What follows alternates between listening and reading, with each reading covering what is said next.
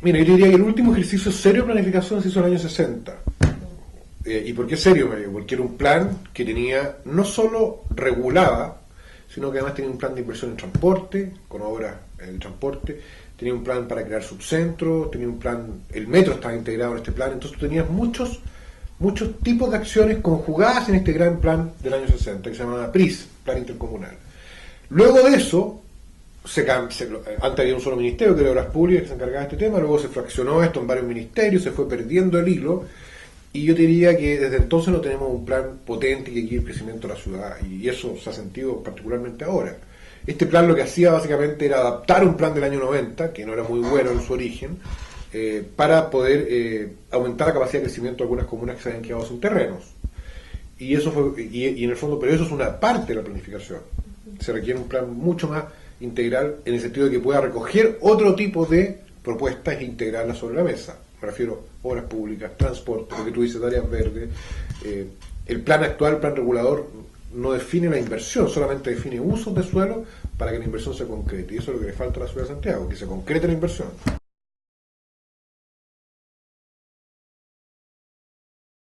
Bueno, sí, en el promedio de la ciudad no se cumple, porque la Organización Mundial de la Salud recomienda, esa es lo que se dice, ¿cierto? 9 metros cuadrados por habitante, nosotros estamos en 3,5, 3,8, o sea, estamos menos de la mitad, pero el problema es mucho más crítico en algunas comunas como, sobre todo las comunas de bajo ingreso, ¿cierto? Para crecerla es bosque, se llama bosque paradojalmente, pero tiene menos de un metro cuadrado por habitante. Entonces ahí claramente hay que focalizar esfuerzos por construir y por mantener áreas verdes, que era la complicación principal. El plan trató de hacerlo dentro del área que estaba proponiendo, que era un área de expansión periférica, y ahí incorporó 2.500 hectáreas, pero muchas de ellas fueron observadas, como te digo, porque se señaló que ya habían sido reservadas con ese uso, nunca se concretaron ni caducaron.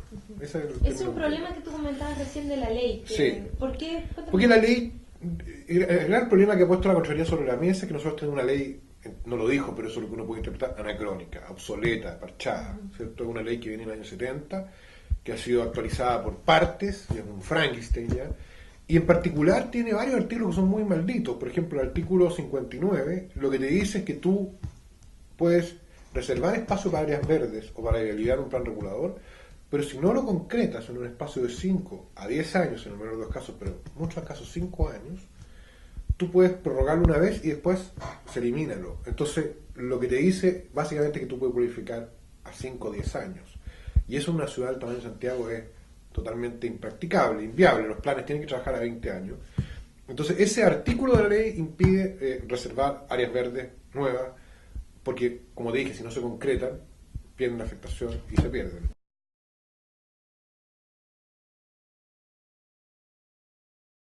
Cada ministerio planifica por separado. Ya. O sea, el Ministerio de Transporte hace el Transantiago por su cuenta, el Ministerio de Obras Públicas hace su plan de concesiones por su cuenta, los trenes van por otro lado con ferrocarriles, la regulación del uso del suelo, que es la definición de la altura, el tamaño de la ciudad, va por otro lado.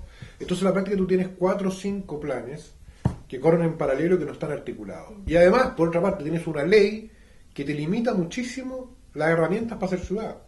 Ya te dije que no puedes reservar espacio para áreas verdes porque dura muy poco, no puedes alterar las densidades de los planes reguladores comunales, porque acuérdate que además Santiago tiene 37 comunas, el Gran Santiago, y cada una tiene su plan regulador propio, entonces es muy difícil darle una visión de conjunto a esto. Entonces tú sumas estos factores, lo que tiene, ¿cierto?, es una carencia legal e institucional muy seria para tener un plan que de verdad guíe el crecimiento de Santiago, que se requiere, sin duda.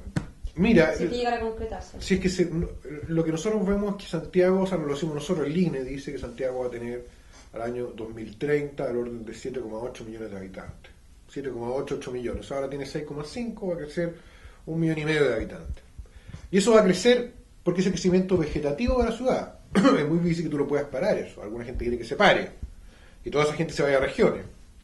Pero la verdad es que es muy difícil lograrlo. Entonces, dado que va a existir ese crecimiento, lo que va a pasar probablemente es que la gente que iría vivir en comunas como Maipú, Quiricura, Pudahuel, Renca, digamos, son comunas que tienen ciertos atributos, va a tener que o irse a vivir a departamentos, a comunas centrales, o irse a comunas mucho más alejadas, donde están los terrenos que permiten construir proyectos de precios similares, y me refiero con eso a Colina, a Lampa, a Buin.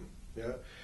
Eso es lo que debería pasar, que un porcentaje de ese 1,5 millones, 1.800.000 personas se va a tener que localizar en esas comunas más alejadas, otro porcentaje que debería ser poco más de la mitad se va a ubicar dentro de las comunas ya consolidadas a través de departamentos, que se van a construir de orden de 500.000 departamentos si se cumplen las proyecciones, que es una gran cantidad de departamentos. El problema mayor es que lo que demuestran las observaciones de la Contraloría, como te dije, es que tenemos una ley anacrónica obsoleta que impide que tú hagas un plan potente, ya sea para ampliar el límite urbano en Maipú, como se trató de hacer en este caso, o ya sea para incentivar el crecimiento hacia los sectores centrales de la ciudad.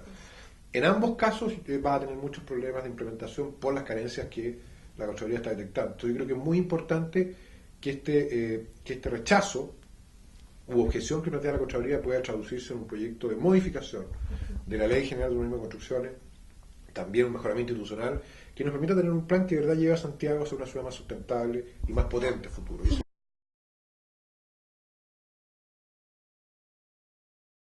Yo creo que hay intenciones de gente del Ministerio de Vivienda hace mucho tiempo que está diciendo, mira, hay que reformar la ley. Este diagnóstico que te digo yo está compartido por la gente que trabaja en los ministerios, que tienen que ver con la ciudad. También está relativamente claro que el intendente, o intendenta en este caso, tiene atribuciones muy limitadas y que en un escenario donde tú tenés 37 alcaldes, requieres un intendente que tenga más atribuciones.